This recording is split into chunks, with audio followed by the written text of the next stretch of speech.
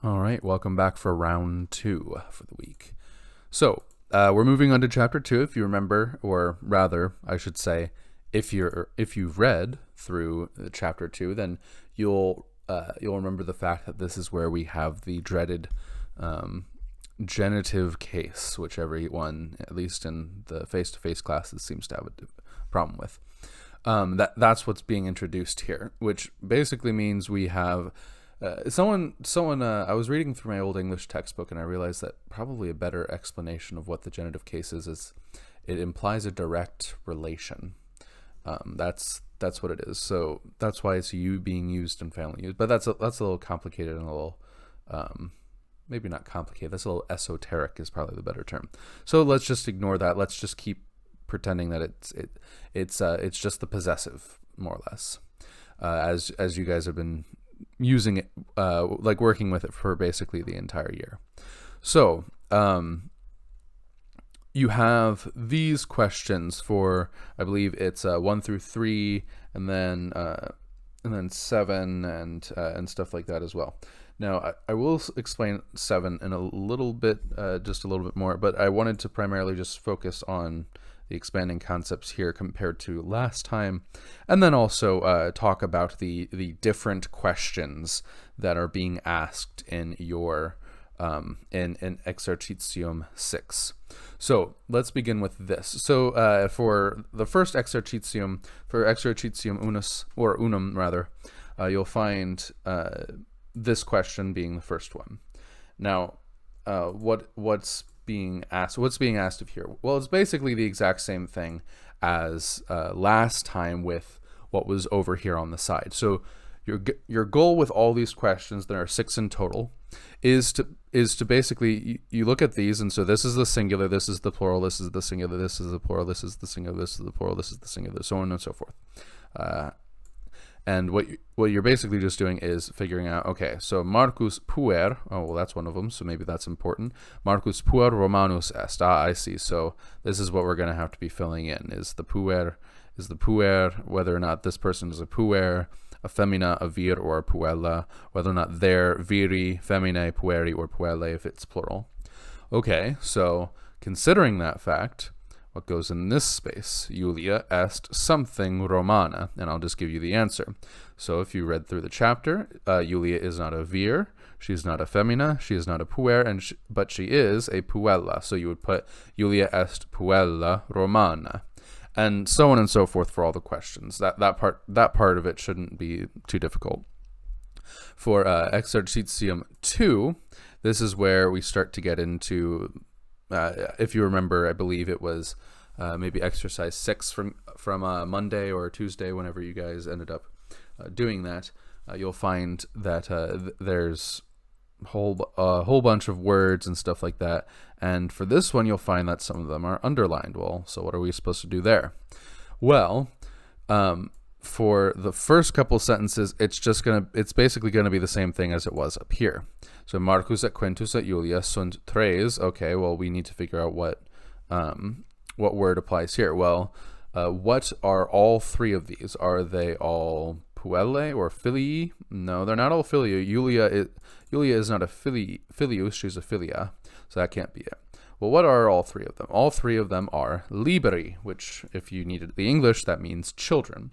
So Marcus et Quintus et Julia sunt tres liberi. They're all, and so you would put that there, basically.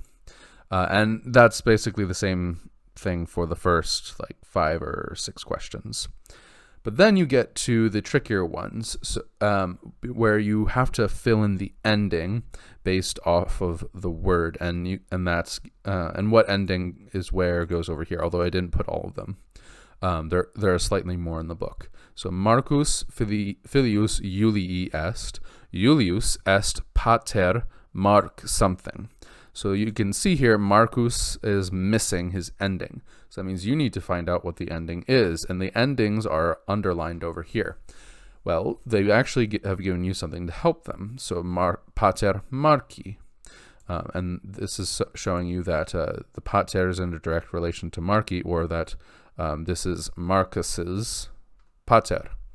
Okay, so Marcus filius Julii est. Marcus filius Julii est. Julius est pater marchi. All right, so that shouldn't be too incredibly difficult. And so it's basically the same concept, just for several other sentences.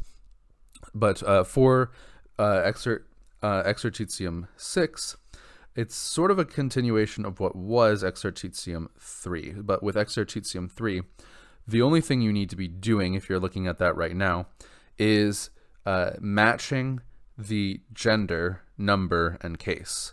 Well, not even the case. You're just matching the gender and number. So, for instance, for number 1, it's blank est quintus. Quintus puer Romanus est. Well, so what gender is it? Is it feminine? No, it's masculine. Okay. Well, so which one's the masculine one? Well, the masculine one is quis. So quis is masculine, que is feminine, quid is neuter, and then qui is plural. So if there are, so for number 5, it's sunt blank sunt filii. That would be plural, so that's where you would put the qui. I'll just give you the answer to that one. And so you're looking for the one which is, you're basically just trying to match the gender is what you're trying to do.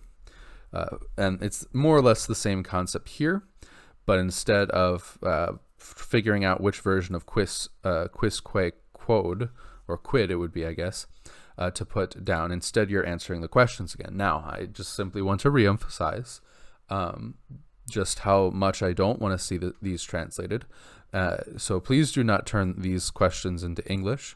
These are questions in Latin that they're asking you, and you're supposed to answer them in Latin. Anyway, so quis est pater, I just wrote the first couple of them, and then one at the bottom for the cuius. So quis est pater marchi? Well, so what's the question word this time? The question word this time is quis. Quis est pater marchi? So naturally, as with all questions, we need to restate the question. So let's just restate the sentence in the question into a sentence.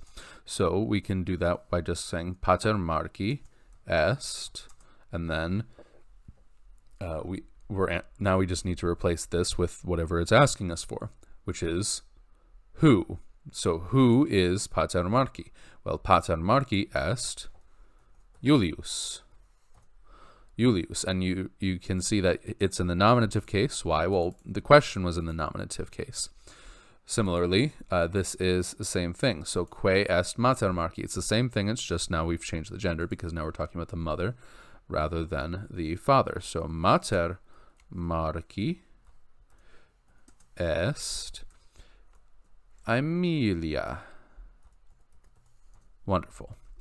Again, notice how this is in the nominative case, and the reason for that is because this is also in the nominative case. That changes, however, when we have cuius. Cuius is the genitive case form of quis, que, quid. So, but it's still basically the same thing. So cuius servus est medus. So medus, not mesu, medus servus Julii est. You'll notice here, Julii is in the genitive case rather than in the nominative case like he is up here. The simple reason for that is because of the fact that cuius is in the genitive case. So that should be all the more difficult stuff from before. I think that is everything. Oh wait, so for Exercitium 7, that was more or less what I was talking. Is if you just look down, you'll see Julius et Dominus molt something serve something.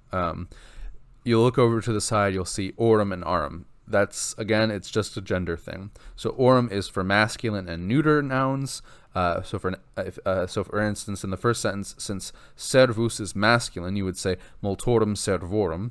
Whereas once you find like ancilla, some variation of ancilla, you would put ancillarum. That's the only thing with the endings. And so yeah, that should be everything. I hope that this explains everything that you need to do this time around. If not, feel free to message me again. Always willing to answer questions.